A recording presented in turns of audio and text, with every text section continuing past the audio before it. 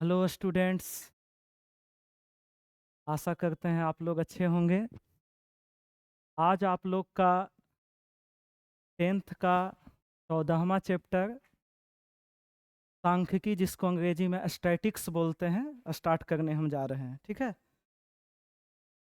इस चैप्टर से आप लोग का मिनिमम 10 से 15 अंक का प्रश्न पूछा जाता है बोर्ड एग्जाम में। यानी बोला जाए तो ये बोर्ड के लिए काफ़ी महत्वपूर्ण चैप्टर है। ठीक है। 10 से 15 नंबर का पूछा जाता है। शेड्यूल अलग अलग हो सकता है।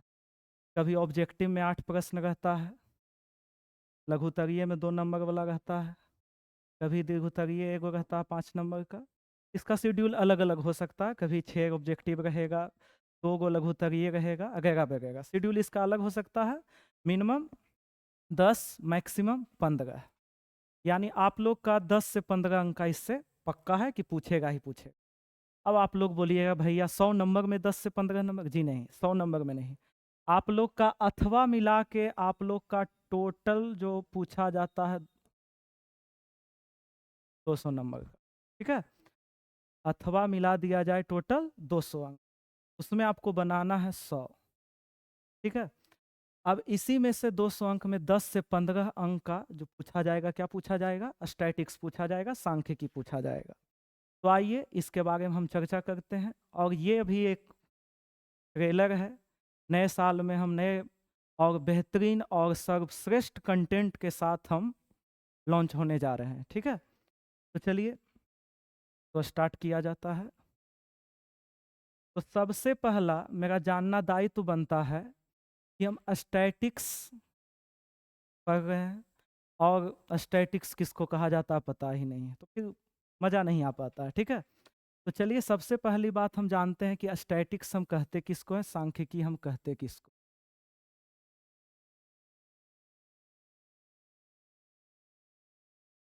ऐसे बहुत सारा डिफिनेशन इसका है, लेकिन ऐसा डिफिनेशन पढ़िए जो तुरंत याद हो जाए और बहुत दिन तक याद रहे, ताकि आप अपने भर पोता पोती तक पढ़ा सकते हैं। एकदम ऐसा नहीं डिफिनेशन की याद याद किए कल भूल गए। ठीक है। डिफिनेशन ऐसा होना चाहिए कि तुरंत याद हो और बहुत दिन तक याद रहे। इसलिए सिंपल से सिंपल डिफिनेशन हमको पढ़ना है। ठीक है। तो सबसे पहले हम जानते हैं सांख्यिकी हम कहते किसको है। ठीक है। चलिए, इसमें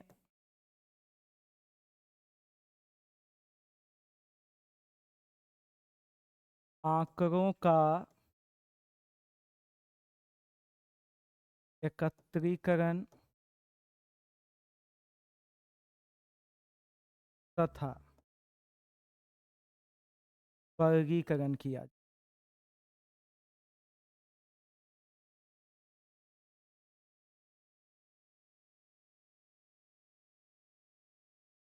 से सांख्यिकी।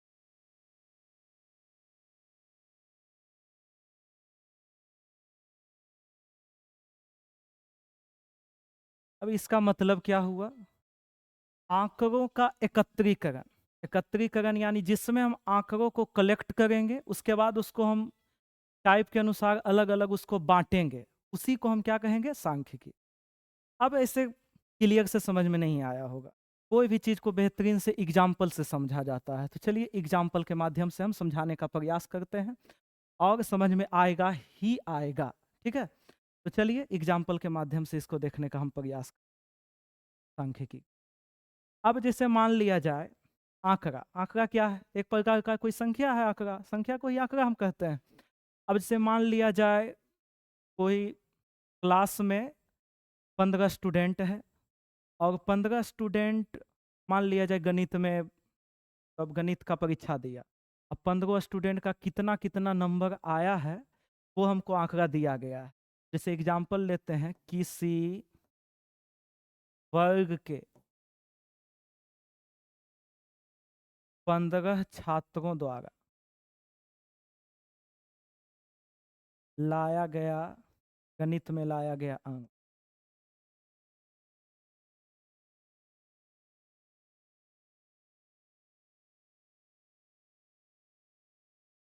इस प्रकार।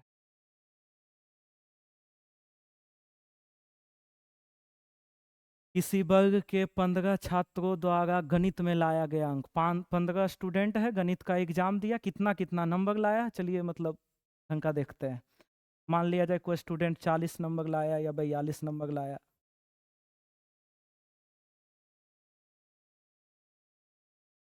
कोई 80 लाया, कोई 63 लाया, कोई मान लिया जाए 42 लाया, कोई 73 लाया, 75, 63, 42,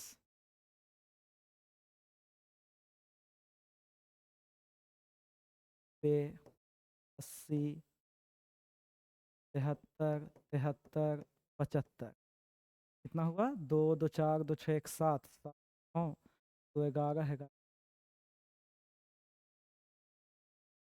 कुछ भी रख सकते हैं। तो किसी वर्ग के 15 छात्रों द्वारा गणित में लाया गया अंक इस प्रकार है, ठीक है। अब चलिए, इस प्रकार है,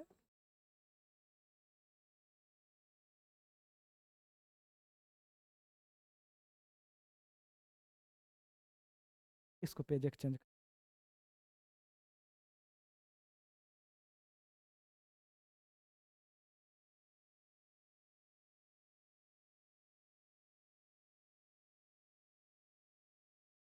ऐसा बोर्ड को गमने में थोड़ा सा समय लगेगा, ठीक है, के लिए घबराना नहीं। अब चलिए, हम सांख्यिकी का डिफिनेशन हम क्या दिए थे कि जिसमें आंकड़ों का एकत्रीकरण, तो आंकड़ों को एकत्र हम कर लिए कि गणित में कितना कितना अंक लाया है, जो 15 स्टूडेंट द्वारा लाया गया अंक इस प्रकार है, आंकड़ों का हम एकत्रीकरण कर दिए। तो आंकड़ों का एकत्रीकरण और फिर उसका क्या किया जाए, आंकड़ों का वर्गीकरण किया जाए। क्या किया जाए? आंकड़ों का वर्गीकरण। तो आंकड़ों का एकत्रित हम कर लिए, संख्या को हम जमा कर लिए कि 15 स्टूडेंट द्वारा गणित में लाया गया अंक इतना इतना है। अब इसका चलिए हम वर्गीकरण करते हैं। अब वर्गीकरण किस प्रकार का हम करेंगे, तो चलिए देखते हैं। एक टेबल बनाएंगे नॉर्मल सा, शुरुआत में हम रखेंगे आंकड़ा और नीचे में रखेंगे छात्रों की संख्या। आगे हम इस पर छात्रों की संख्या, अब कितना कितना प्रकार का आंकड़ा है चलिए देखते हैं। सबसे पहले एक 42 है, उसके बाद फिर एक 63 है, 73 है, 75 है, 80 है, 83 है और एक आपका 90 है। अब 42 अंक कितना छात्र लाया, तो 1 2 3, यानी 42 नंबर लाने वाले छात्रों की संख्या कितनी है, 3 है। 63 अंक कितना छात्र लाया, 1 2, 73 अंक लाने वाले छात्रों की संख्या कितनी है, 1 2 3। 75 अंक लाने वाले छात्रों की संख्या कितनी है, 1 2 बस। 80 अंक लाने वाले छात्रों की संख्या 1 2। 83 अंक लाने वाले छात्रों की संख्या सिर्फ 1।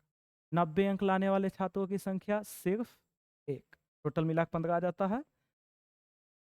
3 3 6 4 10 4 14, एक घट रहा, किसमें मतलब हो रहा, 42 1 2 5 6 7 8 9, एक मान लिया जाए, चलिए 80 हम एक रख लेते, 80 अंक वाला कई गो है, ठीक है।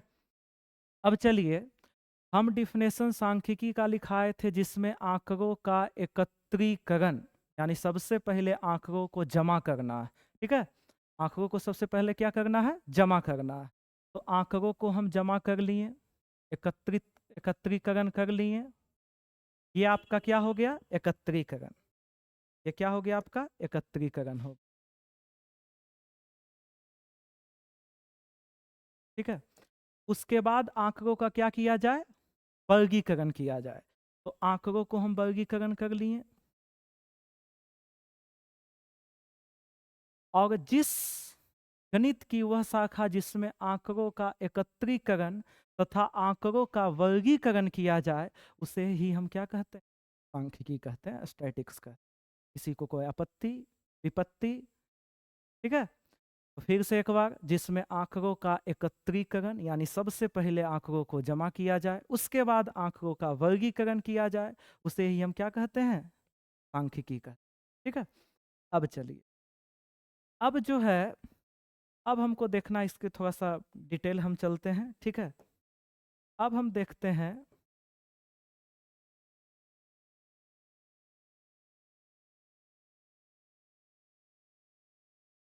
चलिए अब हम देखते हैं कि सांख्यिकी का हमारे यहाँ जनक कौन थे। तो भारत में जो है सांख्यिकी का जनक जो है, पीसी महालनोबिस को कहा जाता है। किनको कहा जाता है, पीसी महालनोबिस। उनका पूरा नाम है प्रशांत चंद्र महालनोबिस। तो भारत में सांख्यिकी का जनक किनको कहा जाता है, भारत में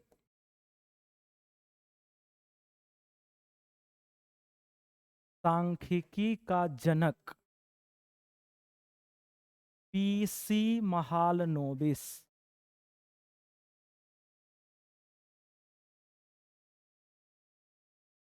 को कहा जाता है,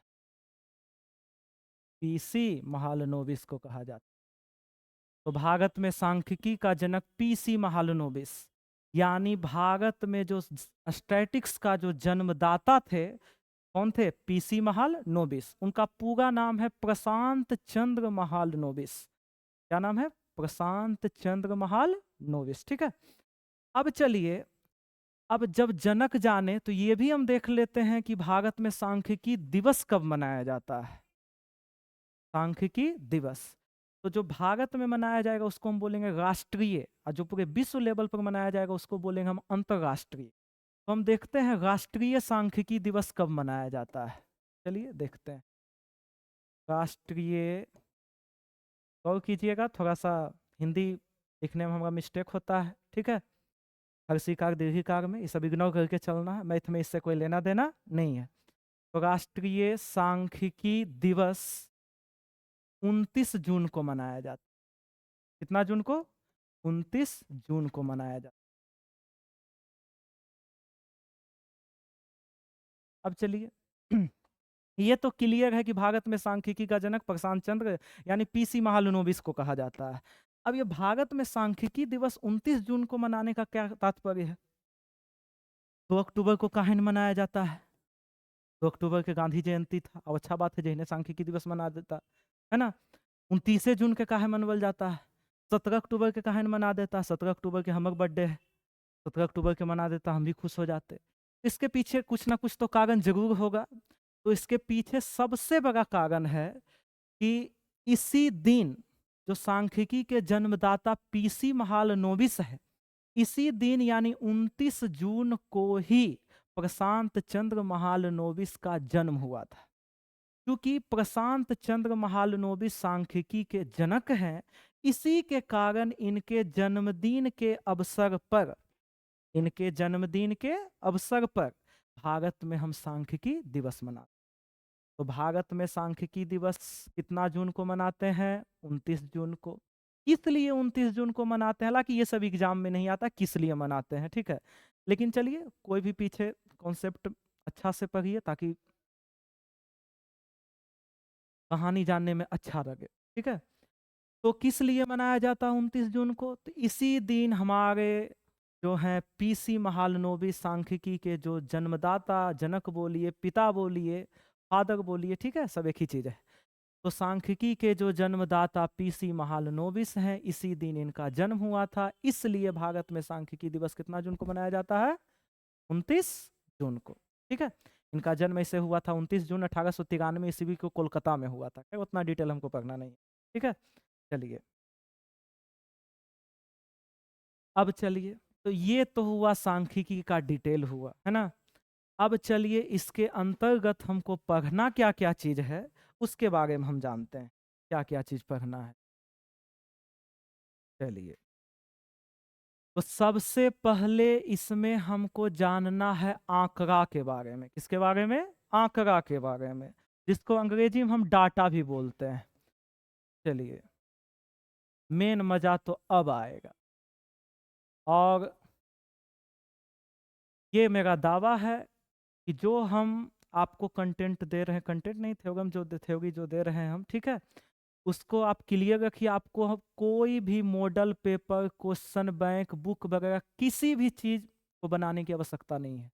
सिर्फ आपको हम जितना बता रहे हैं उतना आप क्लियर रखिए, और यकीन मानिए एग्जाम में जो भी पूछा जाएगा इसी में से पूछा जाएगा। इससे बाहर एक भी 1 नंबर का ऑब्जेक्टिव भी नहीं आएगा, ये मेरा गारंटी है ना।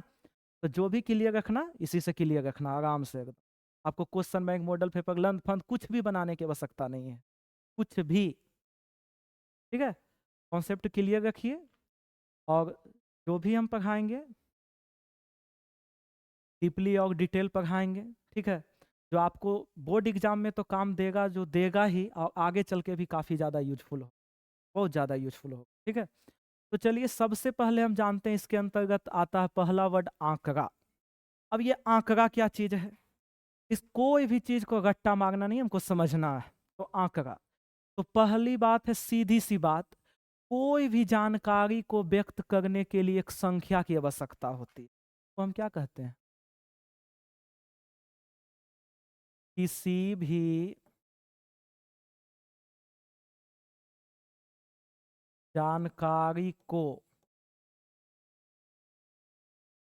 व्यक्त करने के लिए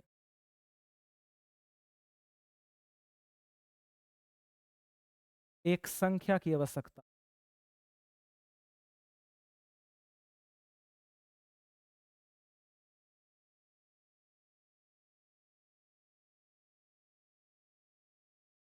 जिसे आंकड़ा कहते हैं।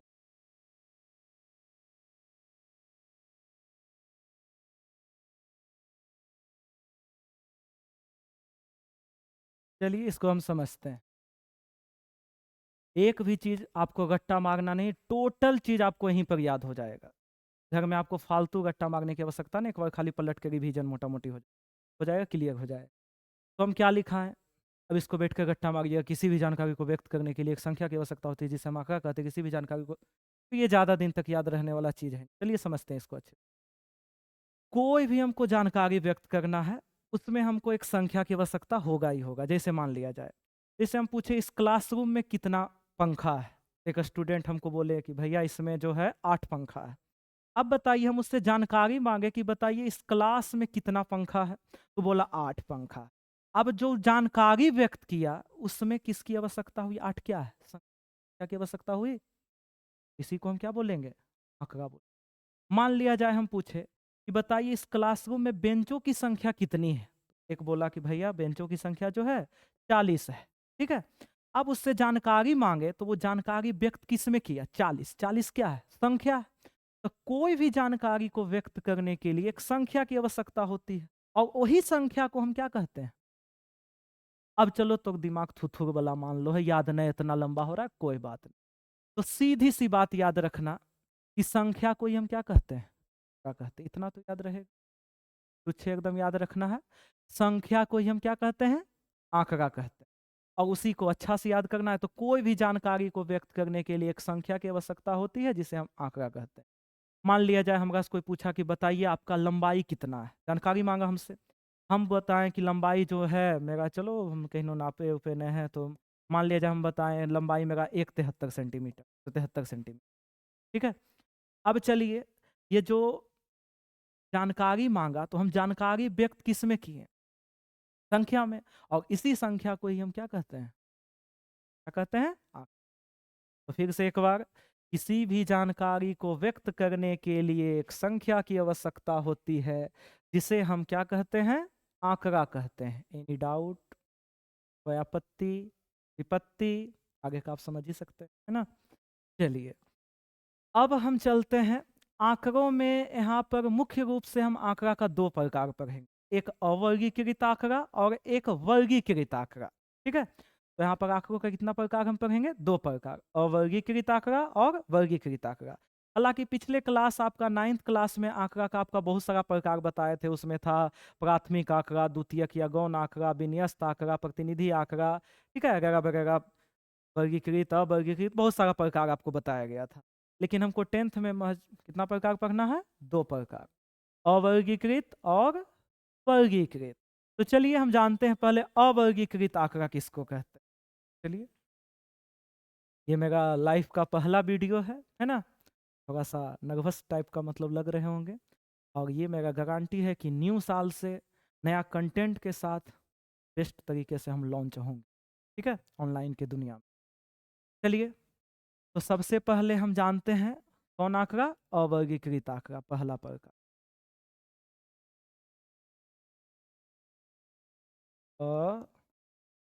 अवर्गीकृत। चलिए, इसके बारे में इस चैप्टर में आप जितना आगे तक जाइएगा उतना मजा आते चलेगा। अभी तो सिर्फ इसका हम बता रहे हैं, बायोग्राफी बता रहे हैं सांख्यिकी। अभी आगे चल के हम माध्य माध्यक बहुलक अच्छे से सीखेंगे, तो हम डिटेल तरीके से एकदम बिल्कुल मजा आने वाला है ना। तो चलिए, अवर्गीकृत आंकड़ा किसको कहते हैं। तो आरंभ में एकत्र किए गए आंकड़ों को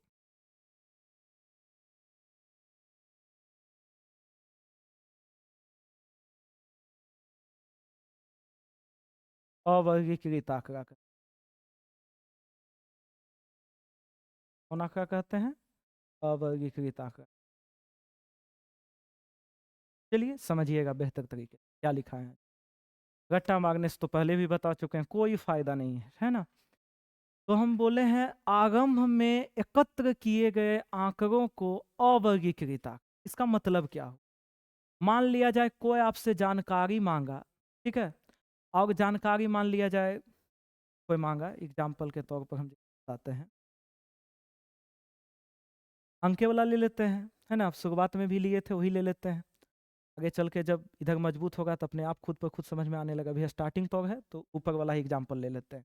मान लिया जाए किसी कक्षा के 10 छात्रों द्वारा, गणिते लेते हैं, गणित का टीचर है, गणिते का रखेंगे, का सब्जेक्ट का है। किसी कक्षा के 10 छात्रों द्वारा गणित में लाया गया अंक, मान लो कोई क्लास है, 10th क्लास 9th कोई भी क्लास हो सकता है, ये तो अपना स्तर है मानने का, है ना। कोई क्लास के 10 छात्रों द्वारा गणित में लाया गया अंक, मान लो कोई विषय है तो अच्छा नंबर लिखते हैं, कोई 95 लाया, चलो कोई 83 लाया, 75 लाया, 60 लाया, 43 45 लाया, 91 लाया, कितना हुआ, 1 2 3 4 5 6 7 8, दो को पुराना है ना। चलिए, 35 लाया, 48 लाया। तो किसी कक्षा के 10 छात्रों द्वारा गणित में लाया गया अंक इस प्रकार है ना, इतना इतना गणित में नंबर लाया है। अब इसी को कौन आंकड़ा बोलेंगे, अवर्गीकृत। कैसे, इसका डिफिनेशन क्या लिखा है, आरंभ में एकत्र किए गए आंकड़े। कोई हमसे पूछा कि 10 छात्र गणित में कितना कितना नंबर लाया, जैसे कोई पूछा कि 10 छात्र कितना कितना नंबर लाया, तो इसी प्रकार हम बताएंगे कि देखिए सर, एगो 95 लाया, एगो 45 लाया, एगो 28, इस प्रकार से लाया है। यानी स्टार्टिंग में, आरंभ में जो एकत्र किया गया आंकड़ा है उसी को हम कौन आंकड़ा बोलेंगे, अवर्गीकृत। तो कोई भी स्टार्टिंग में आंकड़ा जब प्रस्तुत करने के लिए बोलेगा तो इसी तरीके से हम प्रस्तुत करेंगे। अब इसी को टेबल बना के आप वर्गीकृत कर दीजिए कि देखिए 95 अंक लाने वाले छात्रों की संख्या एगो है, 45 अंक लाने वाले छात्रों की संख्या मान लिया जाए 2 गो है। ऐसा करके आप उसको वर्गीकृत कर देते हैं, वही अवर्गीकृत आंकड़ा कौन सा आंकड़ा कहला जाएगा, वर्गीकृत आंकड़ा कहला जाएगा। तो आरंभ में यानी स्टार्टिंग टाइम में जो आंकड़ा हमारे समक्ष प्रस्तुत किया गया है उसको हम कौन आंकड़ा बोलेंगे, अवर्गीकृत आंकड़ा बोलेंगे, ठीक है। कोई भी हमसे आगम में जानकारी मांगेगा तो हम इसी तौर से देंगे कि एक स्टूडेंट इतना इतना इतना इतना नंबर सब लाया है, 10 स्टूडेंट, ठीक है। अब इसी को हम समूह बना के अलग अलग कर दें कि 95 अंक इतना स्टूडेंट लाया है, 45 अंक इतना स्टूडेंट लाया है, तो इसी को हम बोल देंगे कौन आंकड़ा, वर्गीकृत आंकड़ा, ठीक है। तो आगम में एकत्र किए गए आंकड़ों को कौन सा आंकड़ा कहते हैं, अवर्गीकृत आंकड़ा कहते हैं। यानी स्टार्टिंग में शुरुआत में जो आंकड़ा हमारे समक्ष प्रस्तुत किया जाएगा उसको हम अवर्गीकृत बोलेंगे, और इसी का समूह बना के हम अलग अलग कर देंगे तो उसी को बोलेंगे वर्गीकृत। डाउट, कोई आपत्ति, विपत्ति? आगे बढ़े, चलिए बहुत बढ़िया। चलिए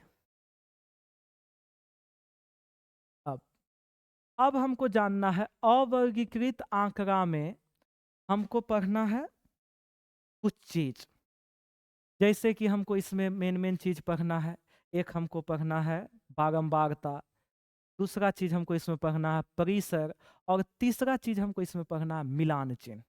अब चलिए ये तीनों के बारे में हम अच्छे से डिस्कस करते हैं कि बारंबारता किसको कहते हैं, परिसर किसको कहते हैं, मिलान चिन्ह किसको। अब आप लोग कहिएगा भैया ये सब आता है, क्वेश्चन पूछता है। बेशक क्वेश्चन आपका ऑब्जेक्टिव में इससे पूछता नहीं है, पूछा गया भी है और आगे पूछेगा भी, ठीक है। यानी इससे क्वेश्चन ऑब्जेक्टिव में जरूर आता है। प्लस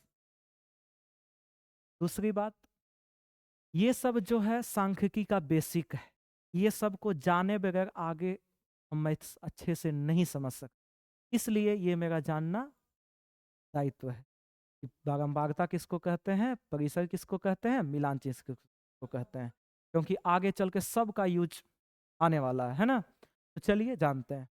सबसे पहले इसके अंतर्गत हमको पढ़ना है बारंबारता। ये हम कौन आंकड़ा के अंतर्गत पढ़ रहे हैं जी, अवर्गीकृत आंकड़ा के अंतर्गत पढ़ रहे हैं, इसलिए हम छोटा स्टार दिए, ठीक है। तो चलिए बारंबारता, तो सबसे पहले हम जानते हैं बारंबारता किसको कहते हैं, और हम दावा करते हैं आपको एक भी डिफिनेशन रट्टा मारने की आवश्यकता नहीं होगी, है ना। एक भी डिफिनेशन आपको याद करने की आवश्यकता नहीं होगी कभी भी, टोटल आपको यहीं पर याद हो जाएगा। तो चलिए बारंबारता किसको कहते हैं, तो जो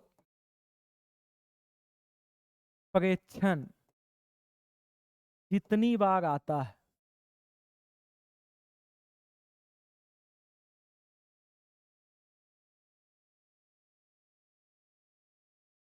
से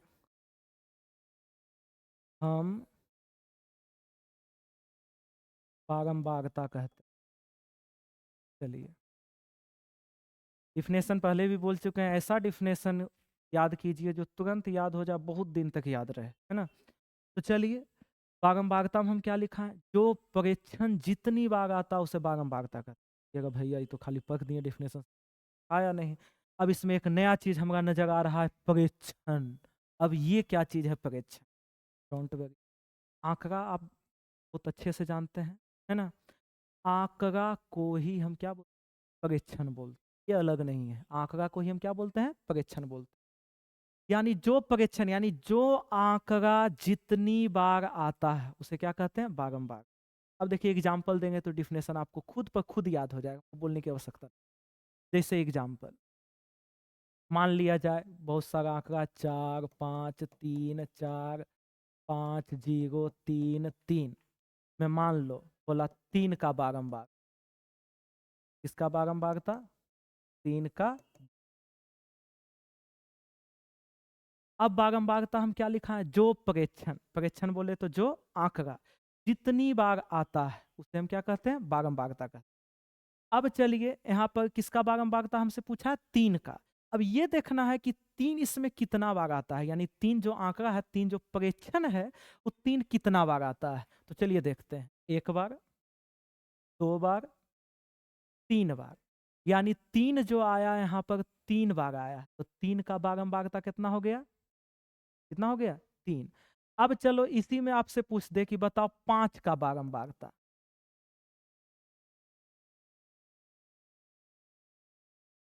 तो 5 देखिए कितनी बार आया है, 1 बार, 2 बार। यानी जो प्रेक्षण जितना बार आएगा, जो आंकड़ा जितनी बार आएगा, तो 5 आया है 2 बार, तो 5 का बारंबारता कितना हो जाएगा, 2 हो जाएगा। आशा करते हैं बारंबारता में कभी किसी को दिक्कत होना नहीं चाहिए, है ना। अब चलिए हम आगे चलते हैं, जिसको हम बोलते हैं परिसर। क्या बोलते हैं, परिसर। अब चलिए परिसर किसको कहते हैं, ध्यान दीजिएगा। पहले लिख देते हैं, उसके बाद हम अच्छे से इस पर डिस्कस करें। किसी परीक्षण के उच्चतम मान तथा निम्नतम मान के बीच के अंतर को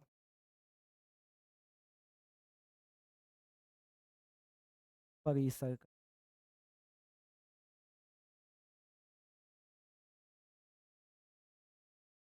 चलिए समझते हैं इसको अच्छे, क्या लिखा है।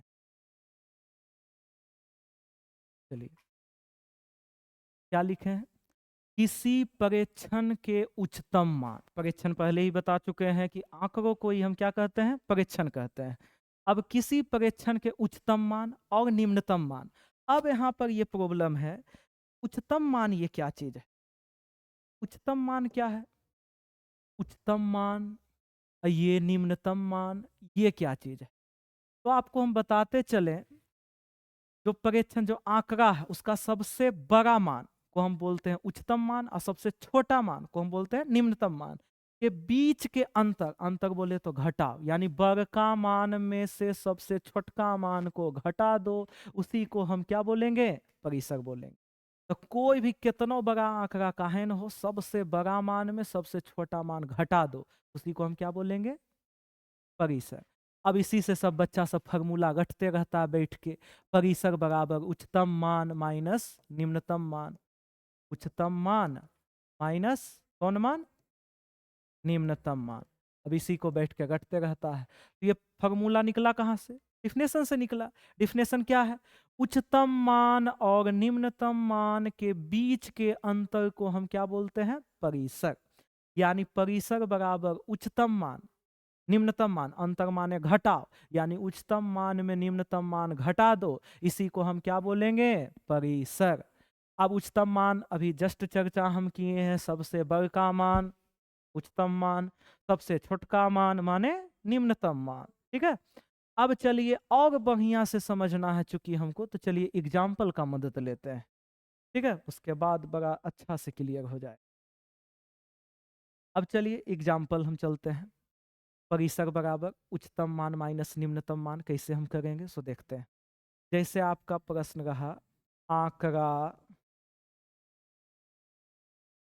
15, 3, 12, 18, 1, 4 का परिसर ज्ञात, क्या ज्ञात करें, परिसर ज्ञात।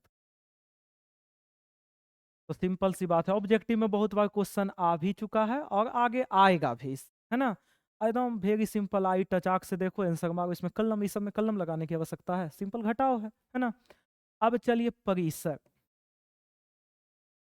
परिसर में क्या होता है, उच्चतम मान और निम्नतम मान के बीच के अंतर। अब चलिए इसमें उच्चतम मान माने सबसे बड़का मान क्या दिख रहा है, 18। निम्नतम मान माने सबसे छोटका मान क्या दिख रहा है, 1। के बीच के अंतर, अंतर माने घटाओ, घटा दो, बड़का मान में सबसे छोटका मान को घटा दी, 18 में से 1 गया, कितना हो गया, 17। यानी इसका परिसर कितना निकल के चला आया, 17। कोई आपत्ति, परिसर में किसी को कोई आपत्ति तो नहीं होना चाहिए। अब चलिए अगला जो डिफिनेशन है वो हम चलेंगे मिलान चिन्ह। इससे भी बोर्ड एग्जाम में बहुत बार प्रश्न आ चुका, वेरी सिंपल है, बच्चा वाला क्वेश्चन, मिलान चिन्ह, ठीक है। अब हम जानते हैं कि ये मिलान चिन्ह किसको कहते हैं, ठीक है। चलिए मिलान चिन्ह के बारे में जानते हैं। तो बारंबारता को दर्शाने के लिए, बारंबारता को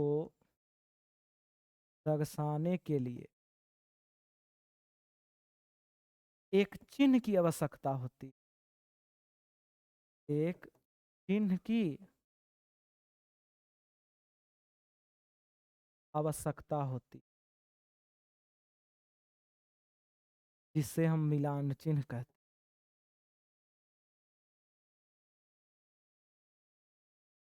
कौन चिन्ह कहते हैं, मिलान चिन्ह।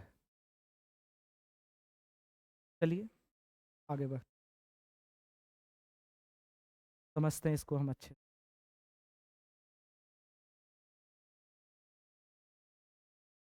क्या, क्या बोले? बारंबारता को दर्शाने के लिए एक चिन्ह की आवश्यकता होती है। उस चिन्ह को हम कौन सा चिन्ह बोलते हैं? मिलान चिन्ह। अब ये किस प्रकार का चिन्ह है उससे तो हम परिचित हो ले। तो चलिए जानते हैं।